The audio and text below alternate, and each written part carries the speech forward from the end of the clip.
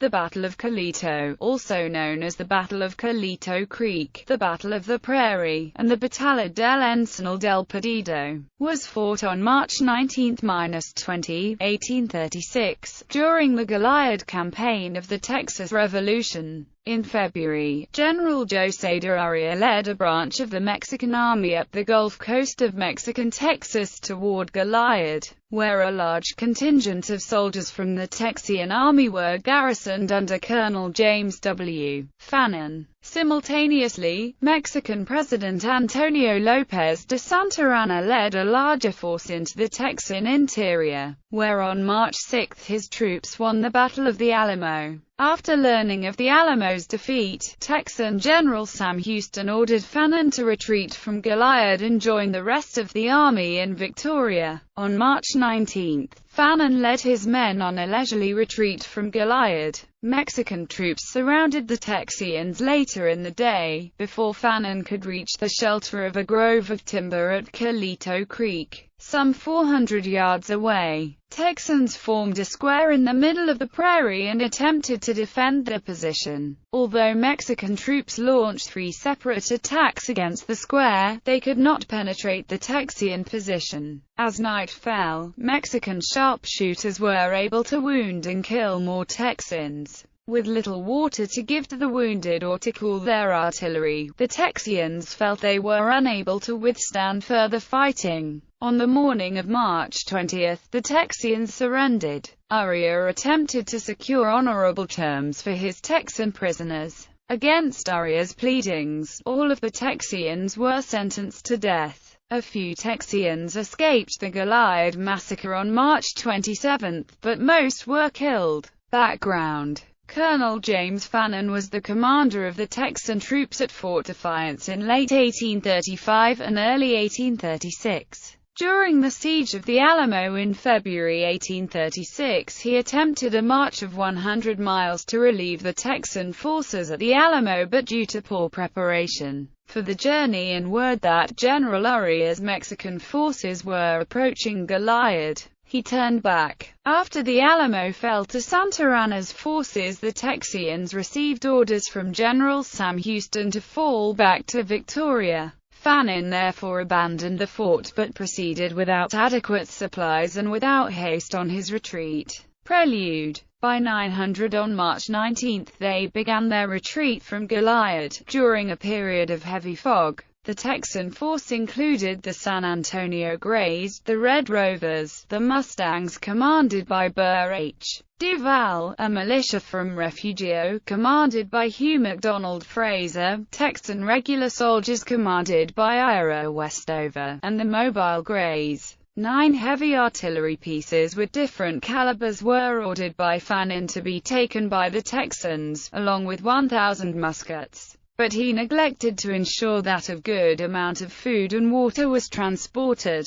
Carts loaded with heavy equipment were being pulled by hungry and tired oxen. Aria did not realize the Texians had left until 1100. The 2-hour lead was removed when a Texan cart crossing the San Antonio River broke. A cannon had to be brought out of the river, and Fannin ordered that the oxen be allowed to graze for a period of time after the Texans had proceeded about a mile past Manahula Creek, resulting in the retreat being stopped. John Shackelford, Burr H. Duval, and Ira Westover opposed Fannin's decision to allow the oxen to graze, arguing that they should continue their retreat until they reached the protection of the Coleto Creek timber. Shackelford would state that Fannin argued that the Mexican army against him was poor, and that Aria would not follow them. In an effort to catch Fannin's troops, Aria left his artillery, and some of his men, in Goliad. He began his pursuit with, according to Mexican sources, 80 cavalrymen and 360 infantrymen. Mexican mounted scouts determined the location of the Texans, and reported the size of the force, which Aria concluded was smaller than he originally thought. As a result, he ordered 100 of his soldiers to go back to Goliad to help secure Presidio La Bahia. He also ordered the artillery he left in Goliad to be brought to him, and that the artillery would be escorted by some of the soldiers he was sending back. Meanwhile, Albert C. Horton's 30 cavalrymen were serving as advance guards, and were positioned to cover all sides of the Texan force. The rear guard was not alert, and did not detect the Mexican cavalry that was approaching the Texians. Shortly after, Fannin had sent Horton to scout the Coleto Creek timber that was in sight. Then the Mexican cavalry overtook Fannin's Texians.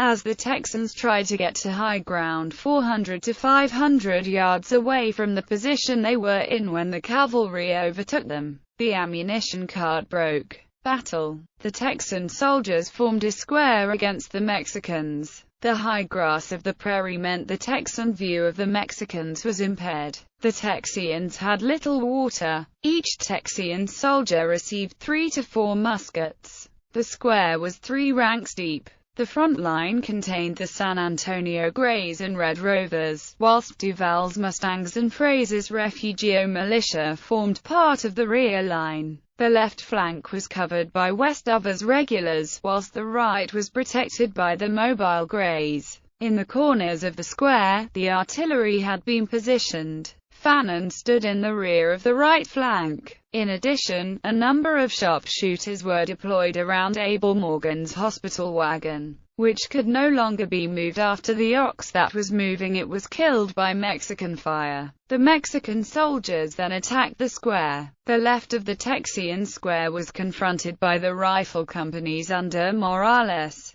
and the right was assaulted by the Grenadiers and part of the San Luis Battalion. The Mexican formations involved in this attack on the right of the square was under the personal supervision of Urrea. The Jimenez Battalion under Col. Mariano Salas fought the front, and Col. Gabriel Núñez's cavalry was ordered against the rear of the square. By sunset, when Urrea ordered the Mexicans to cease any more major attacks against the square due to a lack of Mexican ammunition, the majority of the action of the 19th of March was over. The Mexicans had assaulted the square 3 times, making effective use of their bayonets, multiple muskets, and 9 cannons. The Texians had prevented the Mexicans each time from breaking the square. Urrea said that he was impressed with the fact that the Texians had managed to maintain the square against the 3 charges, and he was also impressed with the Texian weapon fire. Dr. Joseph H. Barnard, a Texian, recorded that by sunset 7 Texians had been killed. He also recorded that 60 Texians, including Fannin, had been wounded.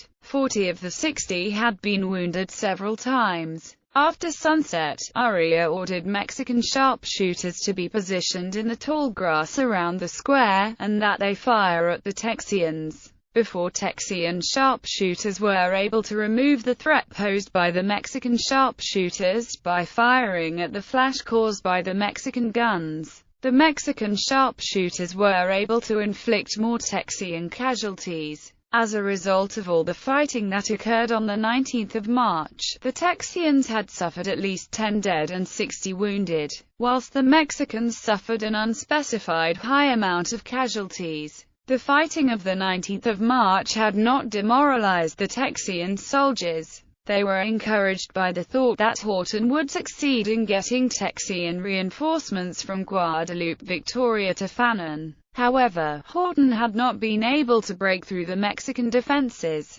During the day's fighting, the Texian soldiers that were retreating to Guadalupe Victoria after the earlier Battle of Refugio were close enough to Fannin to hear gunfire. However, they were exhausted and hungry, and did not move to the square. Urrea stationed 3 detachments of Mexican troops around the square, to prevent the Texians in the square from escaping, and during the night Mexican false bugle calls were sounded to keep the Texians alert. The Texians' lack of water, and the inability to light fires in the square, meant the wounded Texians could not be treated. The pain being experienced by the wounded resulted in the general decrease in morale amongst the Texian soldiers during the night. The poor weather during the night further lessened the morale of the soldiers. The lack of water also meant that the artillery could not be used effectively the next day, because water was needed to cool and clean the cannons. The fighting of the 19th of March had also left many Texian artillerists casualties, and ammunition for the cannons was low. All these factors contributed to the conclusion by Fannin and other officers during the night that they could not sustain another day of fighting. An idea for the Texians to escape to a more defendable position under cover of darkness, before Uriah received reinforcements, was rejected because it was decided that those who were too injured to escape, which included friends and relatives of unwounded Texians, should not be left behind. It was therefore decided that the Texians should attempt to make another stand from their current position the next day. As a result, during the night, the Texians dug trenches and erected barricades of carts and dead animals. Uriah, meanwhile, had been reinforced with munitions, fresh troops, and 2 or 3 artillery pieces from Goliad. He positioned the Mexican artillery on the slopes overlooking the Texian square. At 6:15 on March 20, the Mexicans were grouped for battle. After 1 or 2 rounds were fired by Mexican artillery, Fannin and his officers reiterated their conclusion that the Texians could not take another day's fighting. Ing decided to seek honorable terms for surrender. They drafted terms of surrender, which included statements that the Texian wounded would be treated, that they would gain all the protection expected as prisoners of war, and that they would be paroled to the United States of America. However, Santa Anna had stated earlier that any Texian can only be allowed to surrender unconditionally. As a result, Uriah could not guarantee that all the terms would be followed by Santa Anna. He stated that he would talk to Santa Anna on behalf of the terms of surrender presented by the Texians. The document of surrender was signed by Benjamin C. Wallace, Joseph M. Chadwick, and Fannin. As a result of the signing, the Battle of Coleto ended. Aftermath. Those Texans that could walk were sent to Goliad, under Mexican escort. It would take until about March 23 until those Texans that could not walk were transported to Goliad. During that time, Mexican physicians were told that wounded Mexicans were a priority to treat, as opposed to the wounded Texans. Fannin arrived in Goliad on March 22. Uriah, meanwhile, had moved on to Guadalupe, Victoria, from where he wrote to Santa Anna a letter recommending that the Texan prisoners should be treated with clemency. However, Santa Anna did not follow Uriah's recommendation, instead ordering the Mexican commander José Nicolás de la Portilla at Goliad to execute the Texan prisoners.